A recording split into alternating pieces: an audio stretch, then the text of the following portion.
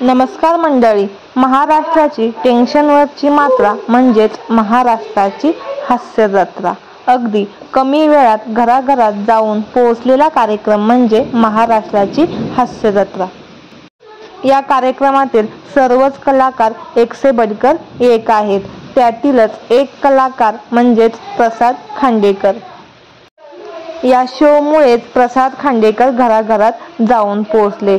तर मंडळी, तुम्हाला प्रसाद खांडेकर यांचे वडील कोण आहेत माहीत आहे का? तत्पूर्वी चॅनलला सबस्क्राईब केलं नसेल तर नक्की सबस्क्राईब करा. प्रसाद खांडेकर यांच्या वडिलांचे नाव महादेव खांडेकर असं आहे. ते बोरिवलीच्या शिवसेना शाखेचे शाखाप्रमुख होते. प्रसादच्या वडिलांचं 1999 मध्ये निधन झालं. त्यांचा मृत्यू हा इतरांसारखा नव्हता. तो दिवस खांडेकर कुटुंबियाच्या आयुष्यातला सगळ्यात वाईट दिवस होता.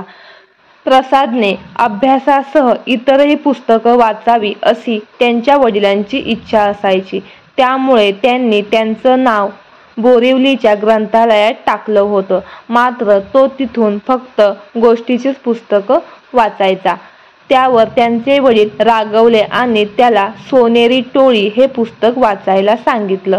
बरेच दिवस त्याला पुस्तक मिळालं नाही. एके दिवशी ते पुस्तक मिळालं. त्यामुळे प्रसाद आनंदाने आपल्या वडिलांना ते पुस्तक दाखवायला गेला. एप्रिल 15, 1999 हा तो दिवस. बाबांना पुस्तक दाखवायचं म्हणून प्रसाद उत्साहात घरी बाबांची वाट पाहत बसला होता. मात्र बाबा कामाला गेलेले होते. त्यांची दुधाची डेअरी देखील होती. ते कामावरून मग डेअरीवर जातील म्हणून प्रसाद डेअरीवर गेला होता. पण तिथे त्याला कळलं की बाबा घरी गेले आहेत. प्रसाद सायकलवर पुन्हा घरी गेला तर त्याला कळलं की बाबा शाखेत गेलेत. मग तो तिथेही गेला. पण तिथे गेल्यावर कळालं की दुसऱ्या दिवशी सेनेचा भगवा सप्ताह होता. त्यामुळे बाबा तिथे तयारीला गेलेत. मग तो तिथेही गेला. पण तिथूनही त्याचे बाबा निघून गेले होते. अखेर प्रसाद निराश होऊन घरी परत आला आणि घरीच बाबांची वाट पाहू लागला. पण त्याच रात्री असं काही घडलं ज्याचा कुणीही विचार केला नव्हता.